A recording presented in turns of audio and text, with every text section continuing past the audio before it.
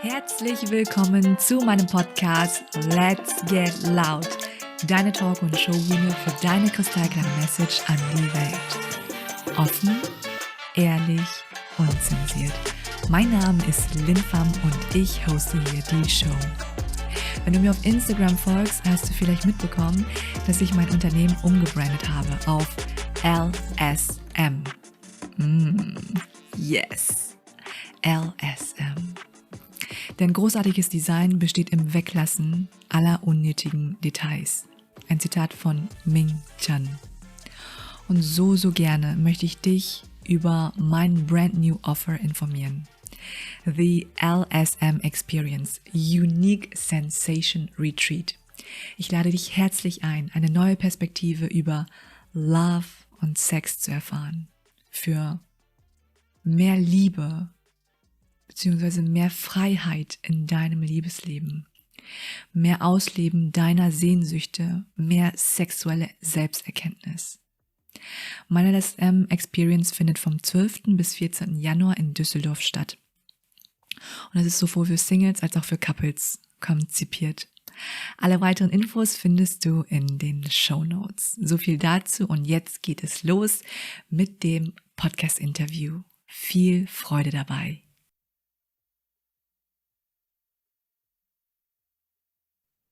Herzlich willkommen zu einem neuen Podcast-Interview in meinem Podcast Let's Get Loud, deine Talk- und Showbühne für deine kristallklare Message. Heute wird das ganze Interview auf Englisch stattfinden, damit du schon Bescheid weißt. Und vielleicht erinnert ihr euch an Joel. Joel ist ein guter Freund von mir und ich lade euch herzlich ein, auch die erste Interviewfolge mit ihm anzuhören. Und ich werde auch ab jetzt das Ganze ins Englische switchen. So, warm welcome to Joel. Thank you so much for being here. I'm so happy that you're taking your time once again in my amazing podcast, Let's Get Loud, to share your insights with me, with us, with my community, because I think we can learn a lot from your experience. And as I already said in my very first podcast interview with you, there were already so many nuggets, and I'm just gonna put the link so you can, if you haven't watched it yet, big invite to watch this interview. And I'm honestly saying my English isn't perfect, but I don't care. I just go forward and learning by doing. Joel is a good friend of mine and an entrepreneur, and in this episode, we're just going to talk about entrepreneurship because I'm so curious about it, and I have some deep questions. And Joel, first of all, so nice to have you here. Yeah, welcome. Thanks. Good to be here. Yeah, thanks for having me again. Love your show. How are you doing? Yeah, I'm good. You know, it's always busy, but always have time for, conversations with people who are important to me, but also, just, having talks that are important in general. So glad to make time for us to connect today. Yeah, perfect. So nice. Where are you actually right now? I'm in St. Petersburg, obviously Florida. In the car. Yeah, and my car. Yeah. But yeah, I'm in St. Pete, Florida right now. My internet at home kind of gave out, so it was one of those quick get in the car. Yeah, amazing. But this is a skill of an entrepreneur, right? When it doesn't work there, okay, where's the another solution? I'm just gonna go to my car, and we have a podcast interview in the car. How amazing is that? Yeah. I mean, it's critical to be able to adapt as an entrepreneur. As they say, it's either adapt or die, and so, I mean, that applied, obviously, that's an extreme example.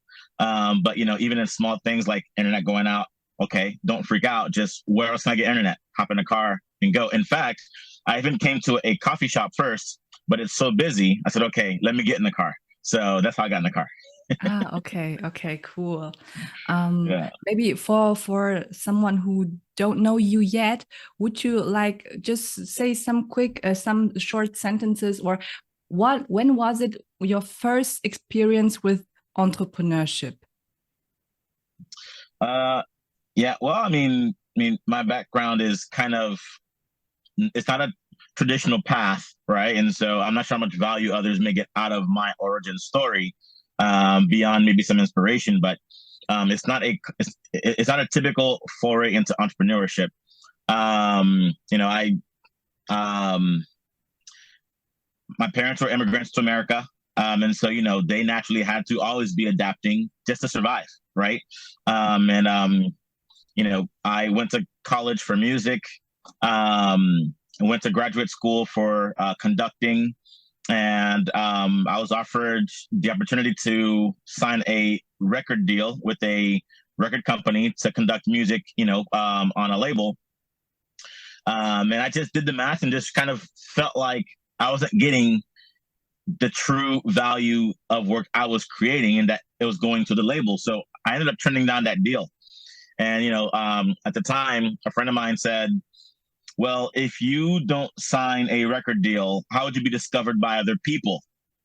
Which is a very practical question because this is before Spotify and things like Pandora were in America, right? And so I said, well, imagine something like Amazon for music, where people could go and discover music, not because they know the artist, but based on their moods, their tastes, their interests, events in their lives. And through that process, they would discover music. And she said, well, how would that work? So, we were in her dorm room at the time. And so, I kind of took a piece of paper, wrote out some conceptual diagrams, drew it out, right? Well, this matching would work like this, and people would do this. So I kind of walked through the whole process.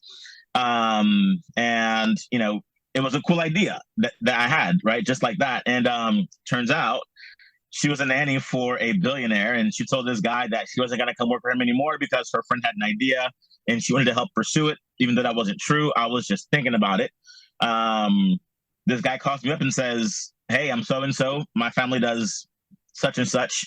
I hear you have an idea that's so good that, this person won't come work for me next summer, to stay in my mansion on the sea.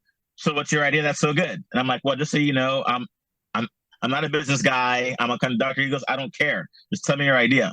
So I told him the concept and how it would work. And he asked me a bunch of questions. And within half hour, he was like, oh my gosh, this is the most amazing thing I've ever heard. And your passion and your vision for this thing, even if it doesn't work, it deserves the opportunity to have a chance. So how much money do you need to get started? I was like, I don't know. So I said, give me 24 hours. So I called some friends who were business owners. We pulled an all-nighter, put together a conceptual business plan, and kind of formalized some things. And the next day I told the guy boldly, I'm going to need $1 million to do this. And up front, I'm going to need $250,000 to get started. And he said, you know what?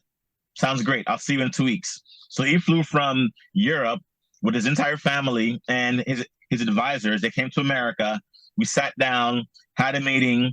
I had already, in that short time frame, pulled together a co-founder, some advisors, and things like that.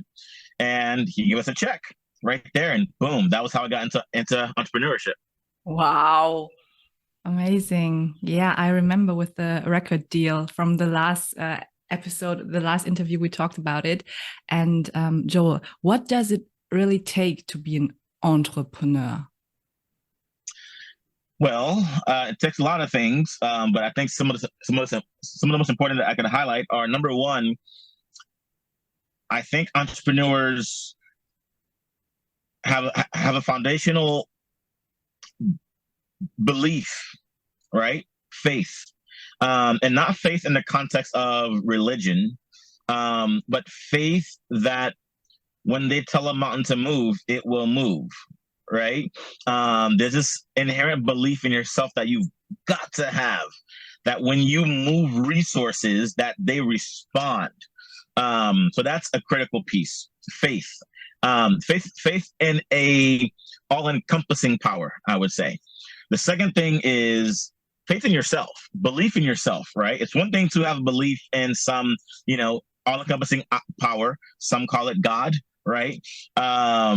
But to also believe in yourself, right? You are valuable. You have worth. You have power. You can do things. And also you got to have a desire, I believe personally, to serve, right? There are people that go into this to make money, sure, but you're not making money without giving something in exchange for it, right? And so in that case, money becomes a byproduct of what you do. It becomes a result. Therefore, it shouldn't be the focus. It's automatic. Focus on serving, service, giving people what they need, solving a problem, and the end result of that is money. So it's kind of those three things, right? Okay. Faith in alchemizing power, faith in yourself, and a servant mentality. Okay. So I'm just gonna repeat. So faith, right? Belief in yourself and the desire to serve. Yeah. Now, that being said, you can choose to go into entrepreneurship for the purpose of being rich. Of course you can, right? Yeah. But I think we learned from studying those that came before us that those who have a servant mentality, A, they make all the money, truly, and B, they actually solve problems that move mankind forward in some way, shape, or form. Yeah. Thank you for sharing. And sure. I would like to move to the next question. What does the entrepreneur think in comparison to the self-employed when it comes to the growth of the company?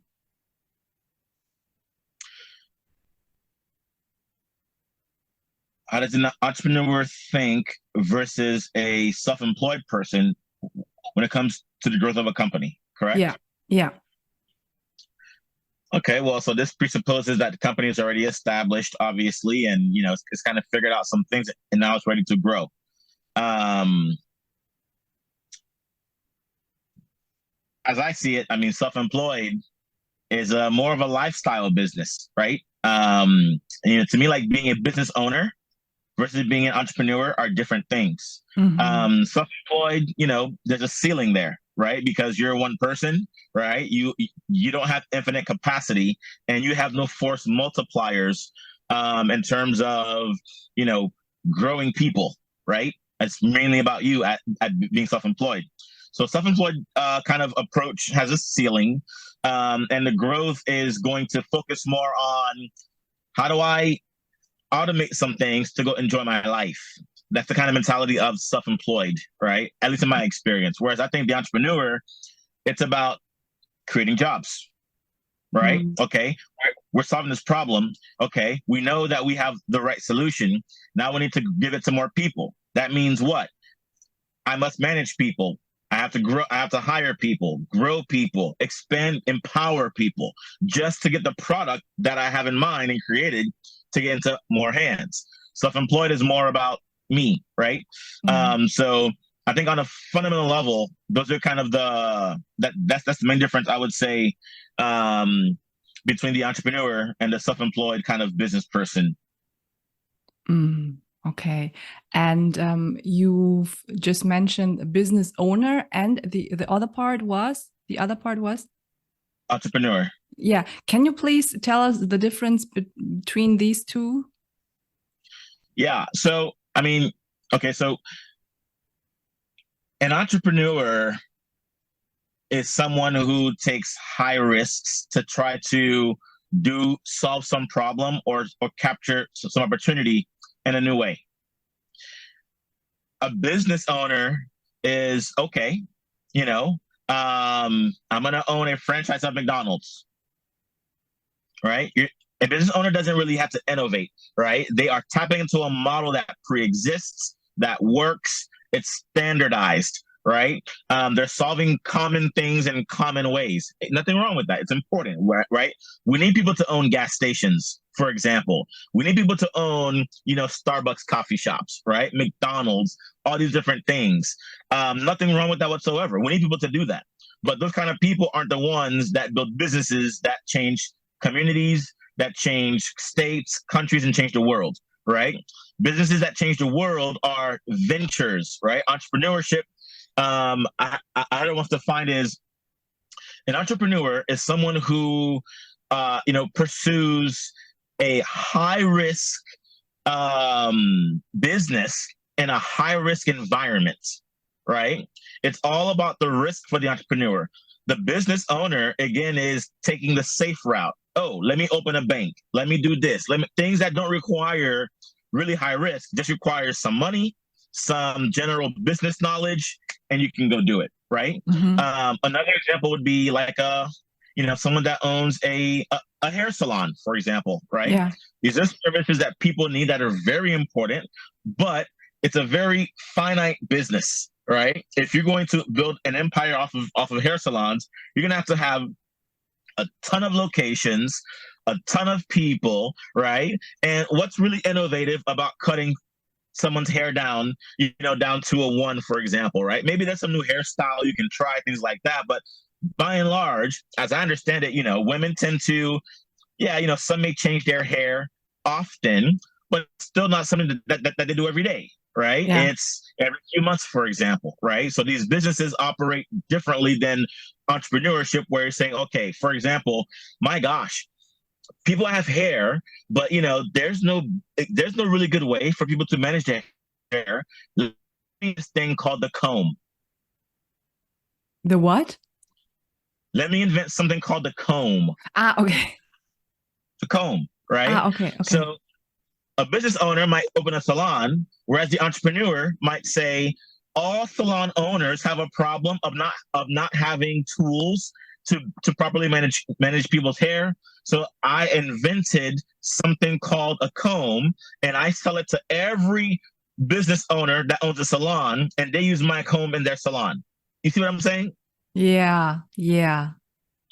So again, the business person, the business person, provides a service, right?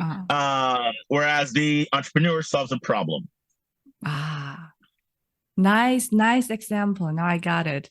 Thank you for sharing. And honestly, it's such a beautiful weather in Florida. Here in Germany, it's like raining, and I'm sitting here in the dark room right now. Before we started, the sun was shining, everything was fine, and now it's so dark. And just let me put on some lights. Okay, I'll be back. I'll be right back.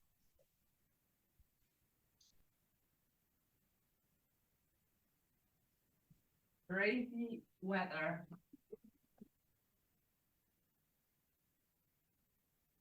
Okay, much better. Thank you. Sure. Okay. I would like to ask you the next question. I have some question. I would like to ask you so many questions, but I say, okay, Joel is an entrepreneur. He has a lot of things to do. So Lynn, take your time. Think twice. What do you really want to ask? And now I'm asking the following question. It's so interesting because many call themselves entrepreneurs these days, but why do only very few actually manage to gain, I hope it's good, pronounced right in English, a foothold in entrepreneurship?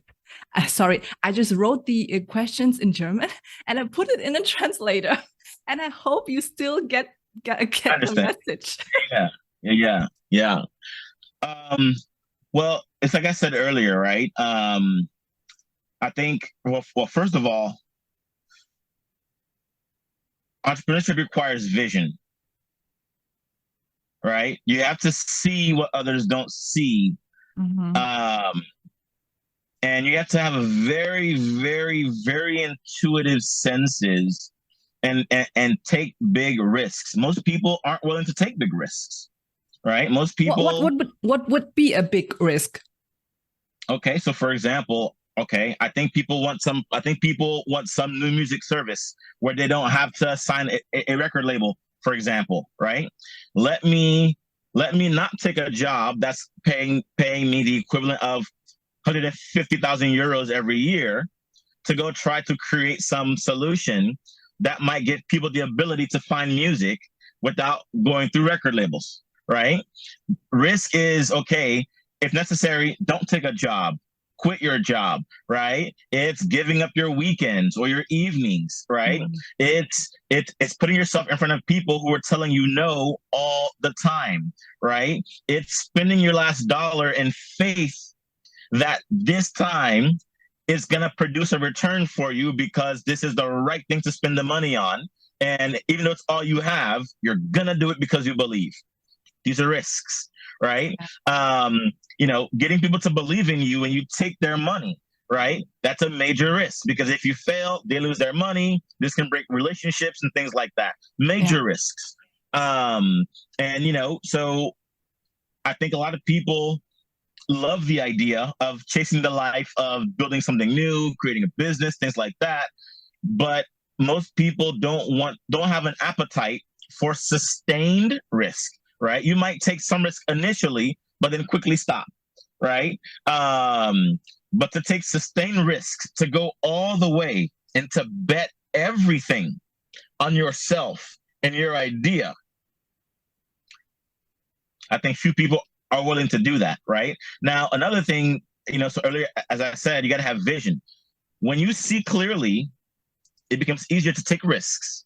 If you can't see clearly, if your goals are not crystal clear, if your why isn't convicting to you, naturally, your mind will kind of raise the flags. Don't take these risks. Don't take these risks. But if you can see, if you have that faith in yourself and you believe and you know it's your time, even if you fail, you're going to go for it. Wow. This is an entrepreneur mindset. And the way you say it, I really feel it in my bones that you truly mean what you say. And you've been through that. For sure. Yeah. Yeah. I mean, it's when you study all the entrepreneurs of history, I'll speak of American entrepreneurs because I'm in America, right? But when we look at the history of America over a period of 245 years, roughly, the ability of these people who came from the colonists themselves, right? The King of England, of course, he had his people who were very smart, of course, right? You had the elites that founded America, but the entrepreneurs who built America, when you understand their stories, right, you begin to see the kind of characteristics that I'm talking about, right? People like Andrew Carnegie, who did not come from wealth, right? People like Henry Ford, John D. Rockefeller. These men did not come from backgrounds that said, you have access to great education or all the money in the world or even the best ideas. These men believed in themselves. They saw opportunities that others didn't see, and they bet everything that they were the ones who were going to do what they did, right? And to this day, we see the same pattern, right? And I'll say one last thing here. The entrepreneur that aims to serve and solve problems never does it for the money. Mm. If they did, Elon Musk would stop when he made his first $1 billion. Jeff Bezos would have retired, right, when Amazon was worth $1 billion. Right? Steve Jobs would quit Apple after his first $1 billion. Mark Zuckerberg would quit Facebook after his first $1 billion. Reid Hoffman of LinkedIn would quit after the first $1 billion. Why don't these people quit? Because it's not about the money. Never was. It's about solving problems. And the result of solving the problem is money. And that money is used to do what? Create more jobs, spread more programs, invest in new. These guys multiply. They multiply their success by investing in people, other businesses, building better products and services. They never stop serving others. And of course, they get paid handsomely for the way they do it. Whereas the business owner who says, oh, yeah, I make $1 million a year and they're showing off on Instagram or TikTok. Yeah, I have an amazing lifestyle, buy my book, blah, blah, blah, blah, blah. What have you really done? What have you really done? You made $1 million and that makes you qualified to teach others? Get out of here. Get the shit out of here. I believe one man who the world knows would say something like, you're fired. Wow. I'm just letting your words sync, because in my brain I have to translate it as well a little bit, and it really goes deep. Me myself, I'm just have to watch this or hear this interview once again, because there were so many nuggets, and I'm not as fast as writing as you saying. And I love the fact that if you are in your energy, I'm asking a question and you're just like flowing, okay, this, and I really love to hear what you're saying, because it has in German we say es hat Hand und Fuß. You know what I mean? It goes hand in foot. Yeah, can I say it in English? Is it? Yeah. Yeah. So it's not just like blah, blah, blah. You've just read that somewhere, or someone told you that. No, it's in your veins. It's like you are living what you're saying.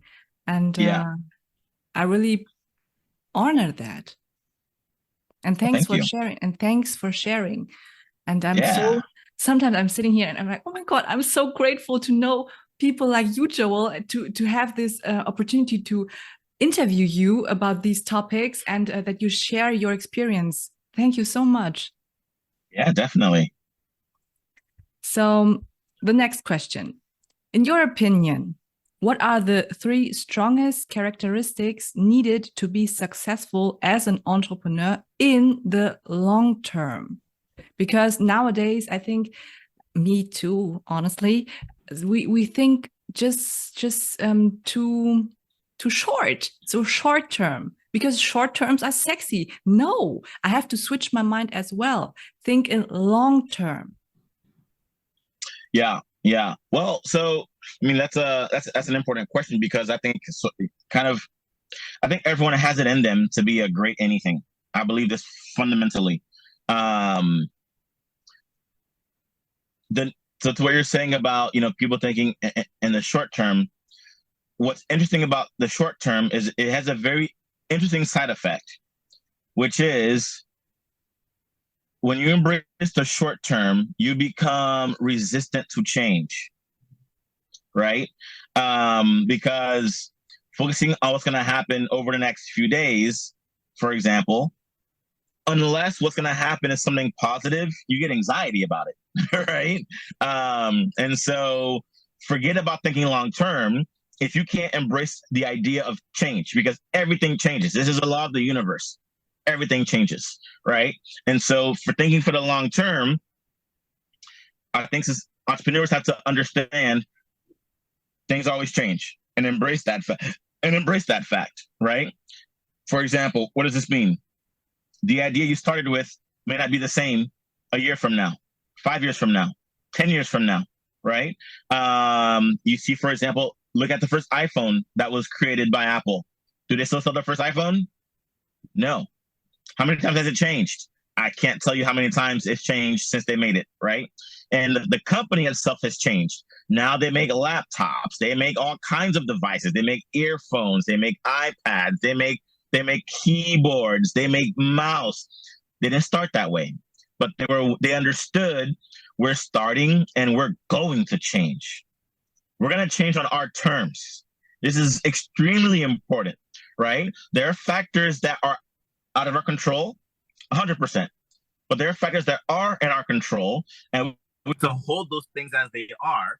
We should seek to enhance those things, right? And so I think, one of the pillars of success is indeed embracing change. The second one is you have to embrace continuous learning. You have to be a super learner, right? Which means what? You have to consume knowledge in whatever format it's available. If it's in someone, it's a conversation.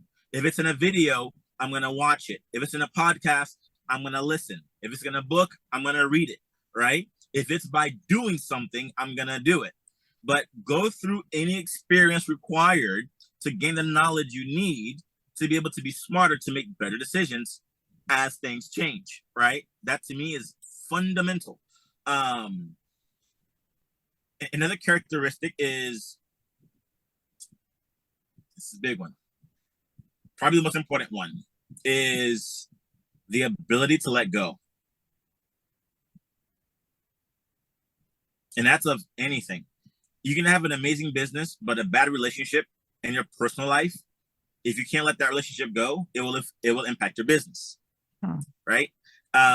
If you have an amazing relationship in your personal life, but a failing business, and you can't let go of that business, it's going to impact your relationship. So it cuts both ways, right? Mm-hmm. You got to be able to let go of people, of things, of ideas, and even amazing opportunities. You must be willing to let go, because at the end of the day, the value of what's created is never greater than the value of the creator. Can you please repeat this last sentence once again? I cannot hear you. Can you hear me? Yeah, I can hear you.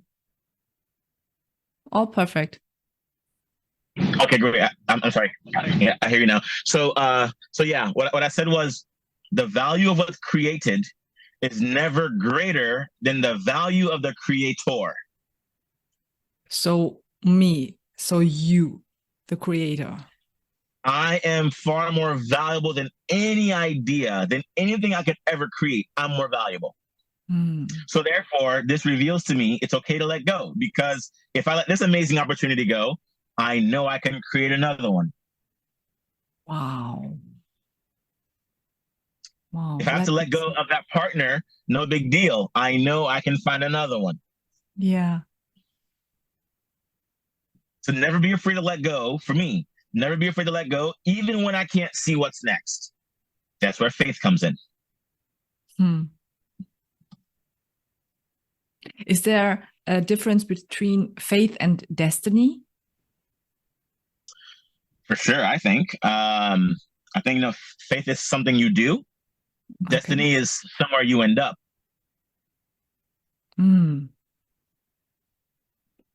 Faith is something you do, and destiny is something you end up.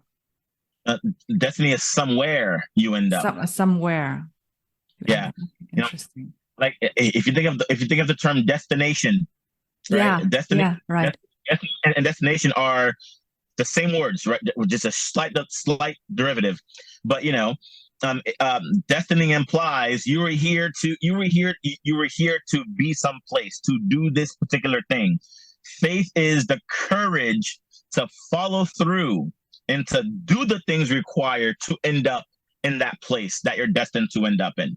Mm-hmm. You're a really good erklärer. How do I say it in English? Someone who can, a teacher. You're a teacher. You're a really good teacher. Yeah. Thank you. Yeah, that's what you really are. I can learn a lot from you, definitely. And Joel, what do you think is the biggest challenge in entrepreneurship?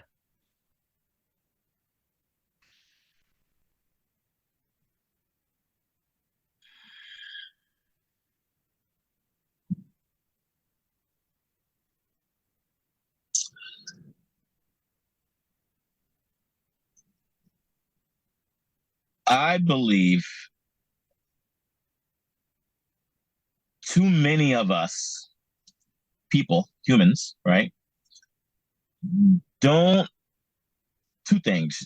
really know who we are. Mm-hmm.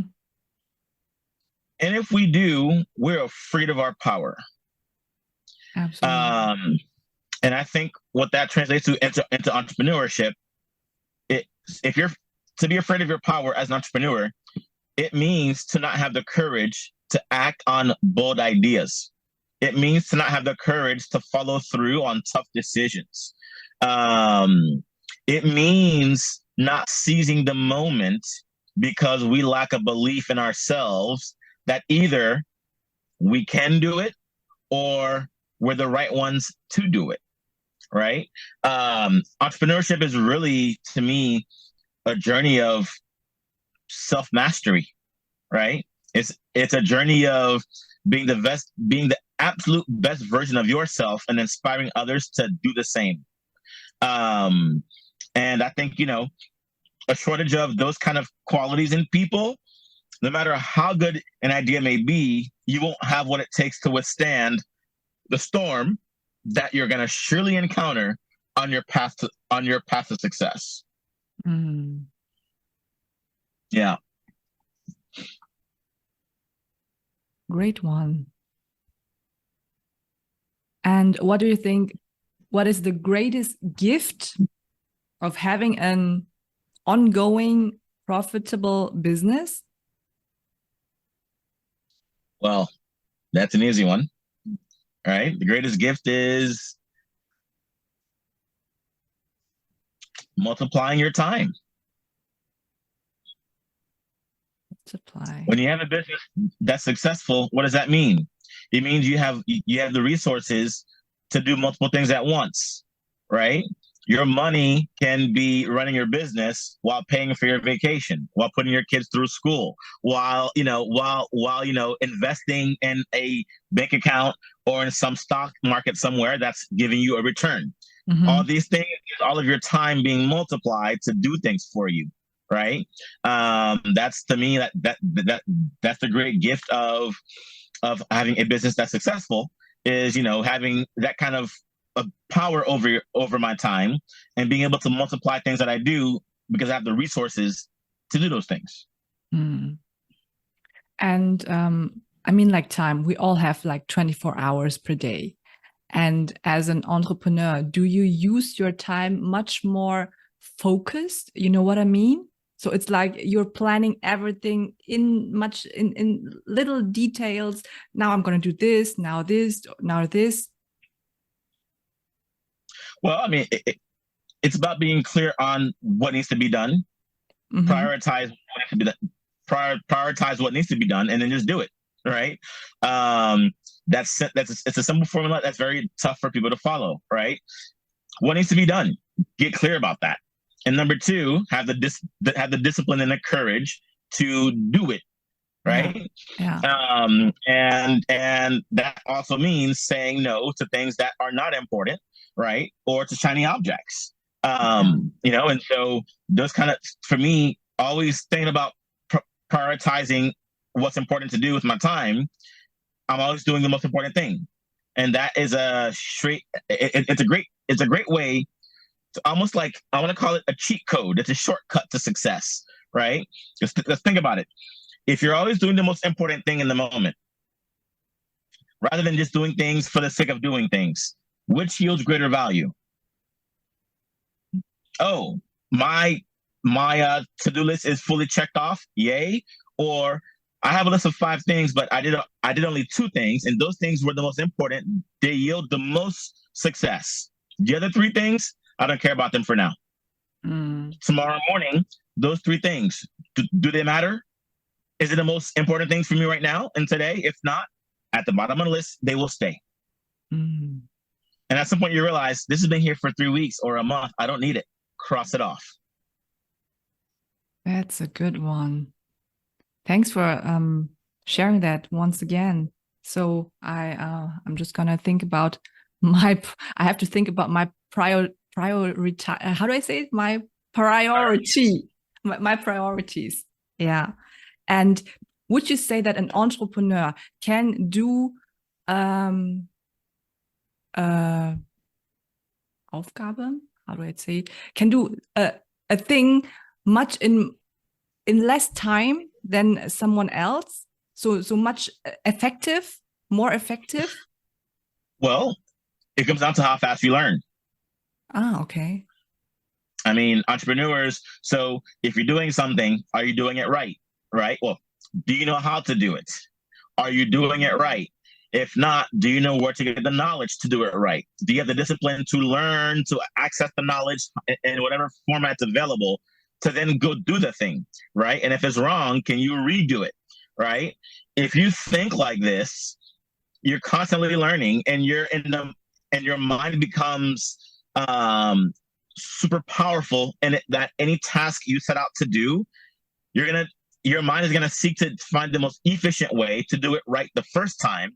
And so it's gonna naturally ask questions. Do I know how to do this? Okay. Yes, I do. Go do it.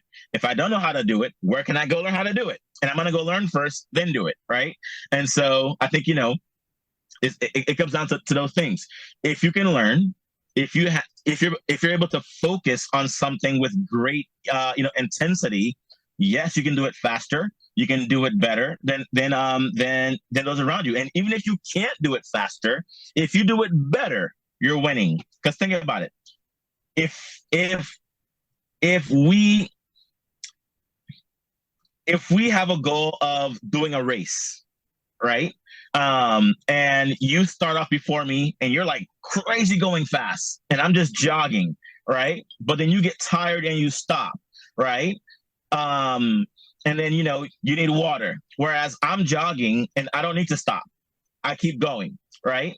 Well, that morning, the jogger, me, I read the weather report. I knew it was going to be very, very hot. So I made sure to drink a lot of water and to pace myself. Whereas you are relying on the fact that, I ran in high school or in college. I'm an athlete. I'm just going to go.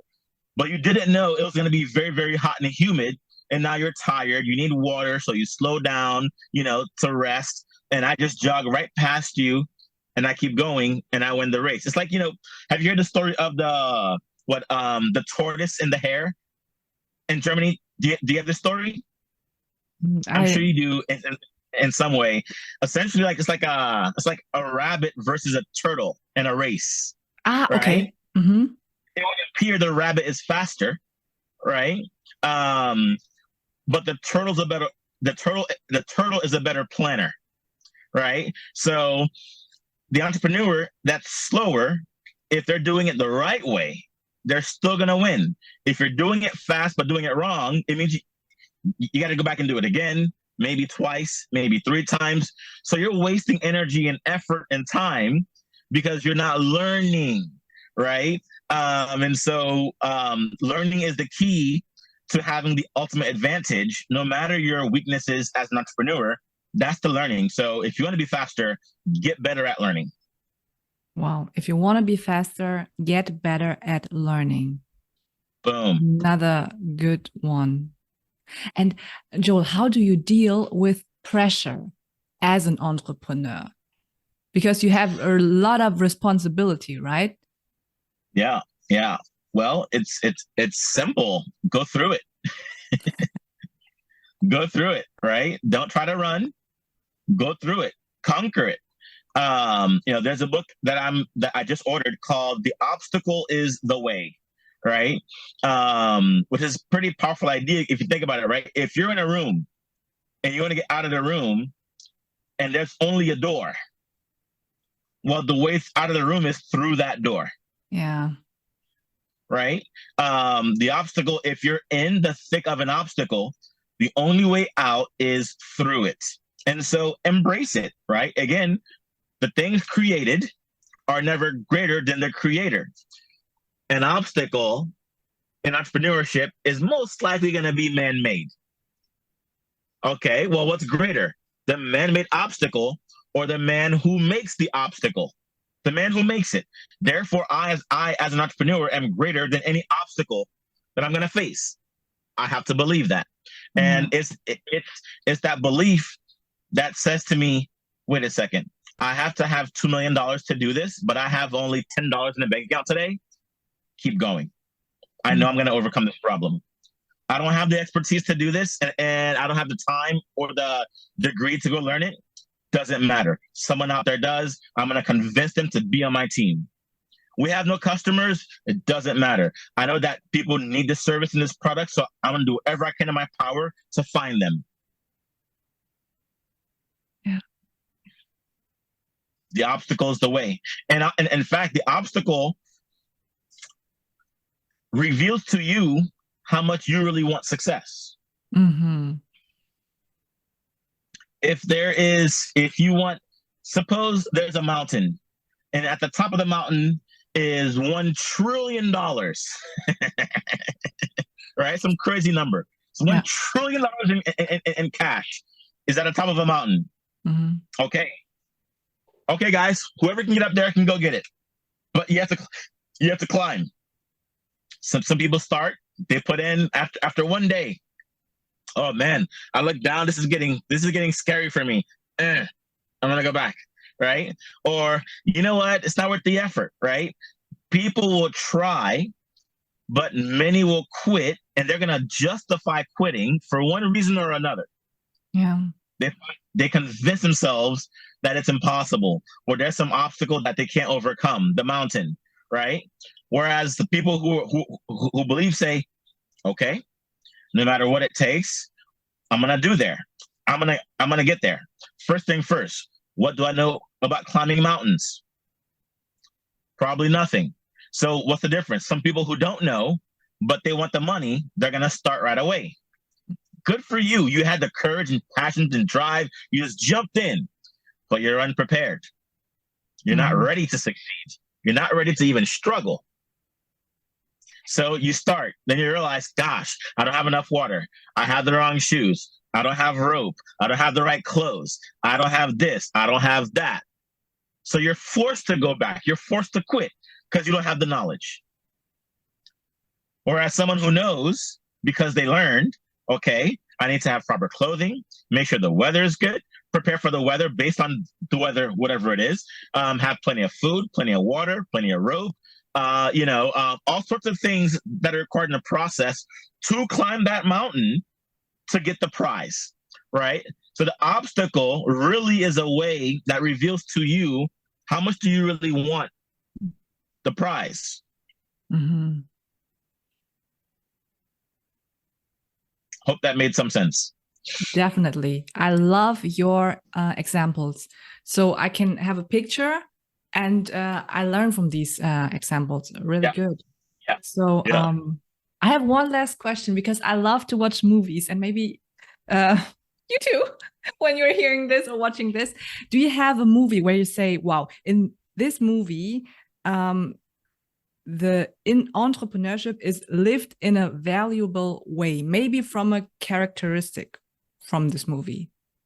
Yeah, there are plenty, but I think one of them that comes to mind is The Founder. Have you heard of this movie? Yeah. Have you heard of this movie? Once again? Have you heard of this movie? I think, yes. I'm just going to check if I have the right movie now. The Founder. Yeah, it's about the story of McDonald's. No. I didn't watch that yet. Very interesting story. Very, and it'll show you exactly what I meant between owning a business and being an entrepreneur, right? Classic example. You'll see all the tidbits of faith, persistence, learning, asking advice from those who know, right? Always constantly aiming to find a solution to problems and never stopping. Phenomenal movie. Wow. Okay, I'm gonna watch The Founder. Okay. Thank you so Great. much, Joel. Yeah, you're welcome. Thank you so much for your time, for all your knowledge, your experience, for sharing this with us. And wow, what an amazing interview. That was fun. Thank you. Thanks once again. Thank you for sharing all that and your examples. You're a great teacher. I'm very happy and grateful, and can I say appreciate our connection? Can I say that? Of course. Yeah, and I feel the same. Thank you so much. So the last words to entrepreneurship for this episode are going to you, so you can close our interview, my dear guest. Yeah, well, dream big and take it step by step. Dream big and take it step by step. Okay. Joel, thank you so much. Hope to see you soon in person. Yeah. Thanks for your time and all your knowledge once again. And we hope that you just pick out these nuggets, what you need right now. And I think this was a very valuable interview. And just thank you for listening. And Joel, once again, thank you, my friend. Yeah. Thank you so much. You got it. Thank See you. you soon. Bye. Bye.